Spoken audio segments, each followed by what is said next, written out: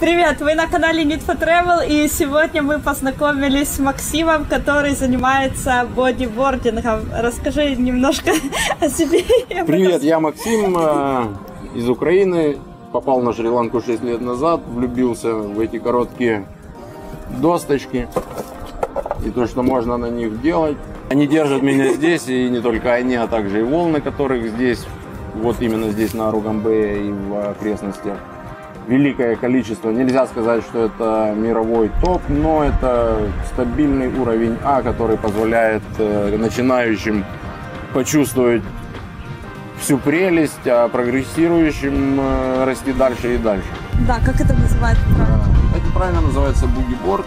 Некоторые называют его бодиборд, но интернационально все, когда ты говоришь I'm a boogie, все понимают, о чем идет речь. Я выбрал его, скажем так, из лени. Потому что я катаюсь на сноуборде, катаюсь на вейкборде. Я думаю, хватит еще на одной доске стоять. Бугиборд относительно молодой вид спорта, новый вид спорта. Чувак просто смотрел, как ребята бороздят на обломках досок, смотрел, как просто они лежа катаются, и у него появилась идея создать бугиборд. Появился первый в мире бугиборд Мори. А почему у тебя две доски?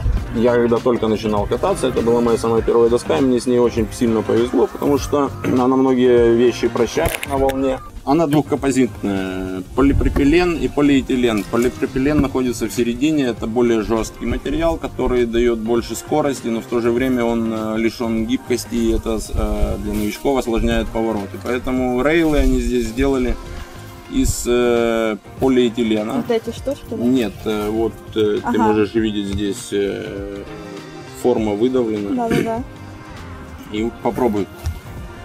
Она же намного мягче. Это облегчает. Легкая. Легкая, и это облегчает повороты, так как ты катаешься.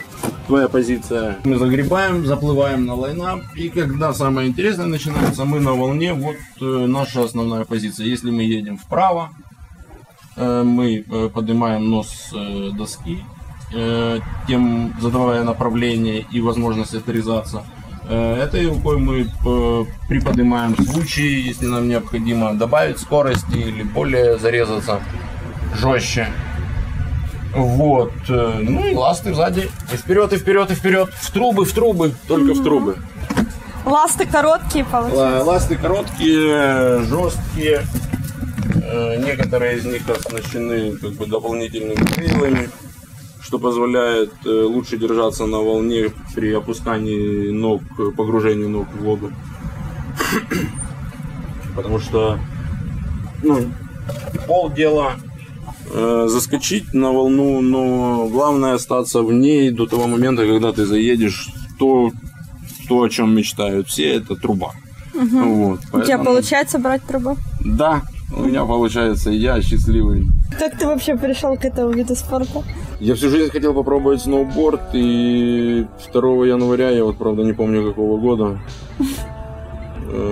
я пошел на Протасов-Яр в Киеве пробовать на доске. За 40 минут я не смог даже оторвать свое тело от склона и подумал, что это в принципе может быть даже не моим видом спорта. Но мне попался отличный инструктор, и он меня поставил на сноуборд. Со сноубордом я побывал в Гималаях, а потом приехал в Таиланд, немножко покатался там на вейкборде с ребятами из Украины, отличные, они профессионально этим занимаются. Мне очень повезло попасть в их компанию, они меня немножко подтянули. А потом я попал сюда с травмой колена и думал что-нибудь такое, что полегче. Вот, и в самом начале так это и было, а потом, чем дальше, тем больше ты понимаешь, что, это не так уже легко, и если ты хочешь кататься, а не просто там на пенке, то придется поработать и упасть не один раз. И где ты здесь серфишь в Аругамбее? Здесь в округе как минимум 7 серф-спотов. Для бугиборда, для меня, мне интересны из них 4. Это Main Point, Аругамбей Main Point, который работает практически вместе с Виски, начинает работать. Потом есть Super Point, это Potuville Point. Вот там скорость, там трубы, там приключения, там вайпауты, там падения, там там все то, что надо. Вот. Есть еще один, я называю Аканда My Love. Это моя любовь. Аканда — это 40 километров за Ругамбеем. Не каждый осилит вообще саму дорогу туда. Но если вы попадете в правильное время, вы не забудете этот день никогда в жизни, потому что это трубы, это очень длинные волны, секционно закрывающиеся, и ты въезжаешь в одну трубу, а выезжаешь уже из другой, и это безумие. Класс. Вот. Ну и Виски Пойнт, потому что это домашний спот. Здесь очень интересно, не всегда можно кататься прямо на серф-споте, можно кататься здесь на бич-брейках.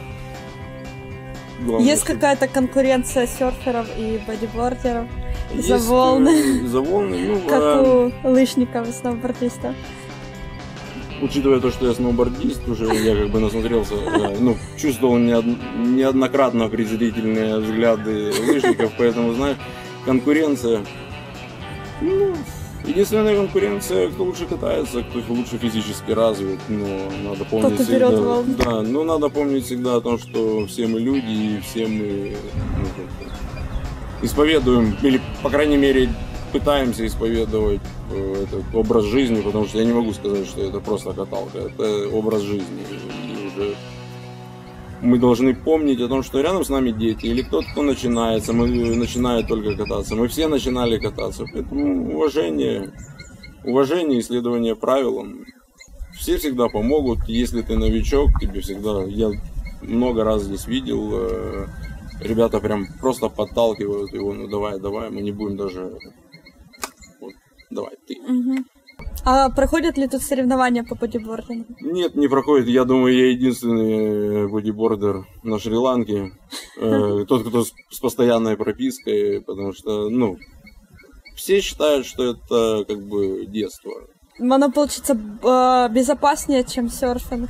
Я не скажу, что он безопаснее. В некоторых аспектах, да. Кстати, вот буквально последний раз, 5 дней назад, я в очередной раз помолился Богу, поблагодарил о том, что я выбрал правильный вид спорта, потому что волной оттянула доску, и когда я вынырнул, доска прилетела мне в переносицу. Если бы это был серф, поломала бы нос, но я был бы в нокауте. А так, легкое вздрагивание, и мы продолжаем кататься. Вот.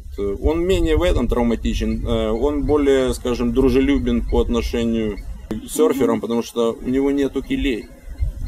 И, следовательно, даже если я, бывает такое, проскальзываю или проскакиваю над нырнувшим серфером, или этот, я никого не травмирую, потому что с килями, это, если ты наехал на человека, это травма. Вот. Какие, ты знаешь, лучшие вообще в мире споты для бодиборда? Ой, их многочисленно, я просто даже не знаю, с какого бы начать. Да я слышал о многих. Австралия богата. The Ride есть отличный спот зимой, там великолепные огромные волны, трубы. В Америке есть вообще Mutant Wave. Построило государство не пирс, а волнорез для того, чтобы спасти территорию, потому что с каждым годом океан все больше и больше размывал. И получилась вообще странная, страшная волна, которая в доли секунды вырастает до высоты 5-6 метров и точно так же быстро успокаивается после того, как ты там по ней спустился. Да, у меня есть мечта побывать на очень больших волнах. Пока я здесь практикуюсь, тренируюсь до того момента, пока сам не пойму, что я в принципе готов. Большие волны, я имею в виду, это больше 5-6 метров. Потому что, в принципе, при хорошем свеле здесь можно получить то же самое. Когда самое лучшее время? Ну, сезон здесь длится с начала марта по конец октября, иногда захватывает ноябрь. Сезон на сезон не похож. Иногда бывает с марта начинается просто какая-то волновая машина, и это безумие не останавливается прям до сентября месяца. Иногда бывает, что серферы здесь ходят как мухи. Единственное, что можно предполагать, знаешь, гадать, как это Potterville Point, потому что он начинает работать в конце июля, начало августа. Вот, если вы потерялись в календаре, а здесь это легко сделать. Если вы смотрите, работает Potterville Point, Уже начало августа, друзья. Что ты посоветуешь начинающим бодибордерам? Бугиборд, скажем так, это более молодежный, как мне кажется. Более фан, протест, скажем, не такой, как все. Хотя на бугиборде можно делать такие вещи, которые, не каждому серферу посчастливится или получится у него это сделать. Это очень доброжелательный спортивный снаряд, с которым можно повысить уровень адреналина в крови до максимально возможного, без особого риска. Вы послушали историю о бугиборде, и если у вас есть желание, приезжайте на Шри-Ланку, пробуйте, или в другом любом месте в мире. Спасибо, пока. Пока, счастливо. Пока, спасибо.